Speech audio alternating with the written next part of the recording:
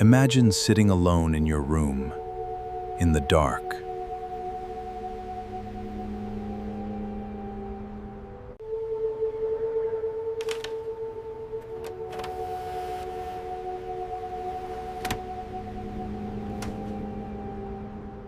Imagine sitting alone in your room in the dark, watching a movie.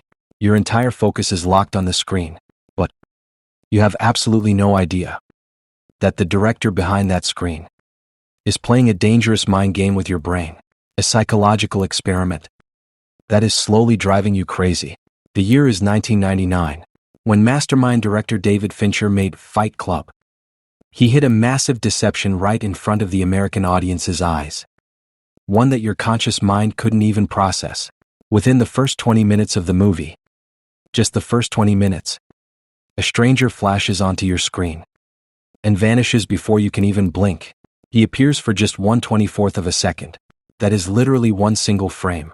He shows up for the first time when the narrator is standing by the copy machine at work, the second time when he's begging his doctor for insomnia meds, the third time at a support group, and the fourth time noticing a girl on the street.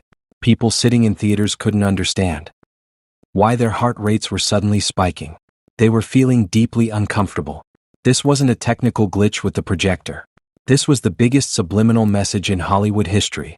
The director was literally planting the narrator's mental illness straight into your subconscious. That stranger was none other than Tyler Durden. And today, we are unfolding this exact mystery. After those terrifying flashes of Tyler Durden, David Fincher hid another secret in the movie. This was an open challenge thrown directly at the audience.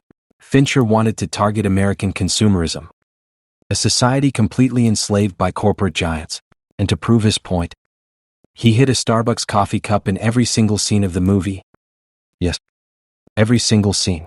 Whether it's the narrator's apartment, a dark alley, an office desk, or the filthy basement of Fight Club.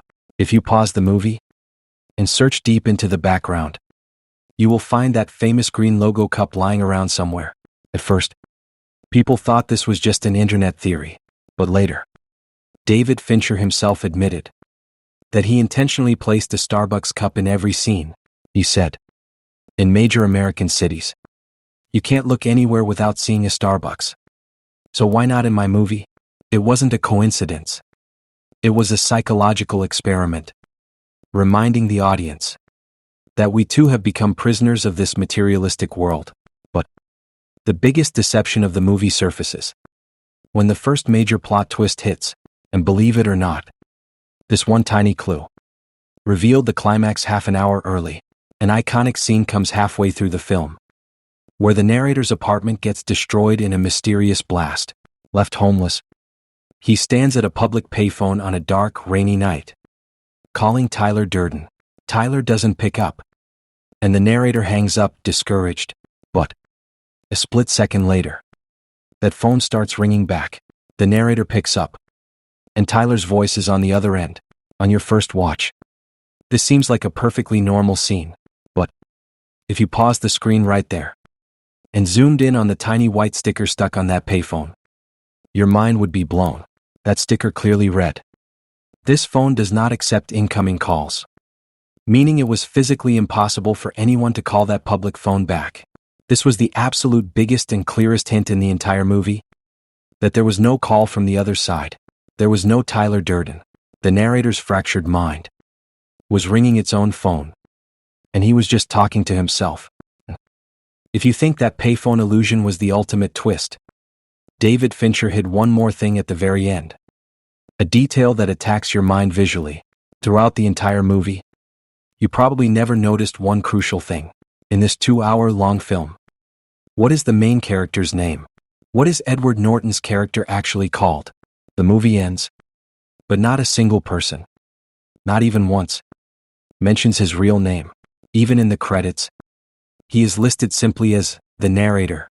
Why? Because his own identity didn't exist anymore. He was a hollow shell of a man, and Tyler Durden was born to replace him. But the real mind game begins when the narrator finally realizes that Tyler is none other than himself.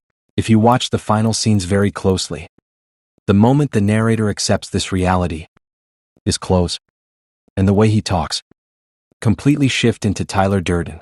He even puts on Tyler's iconic red leather jacket.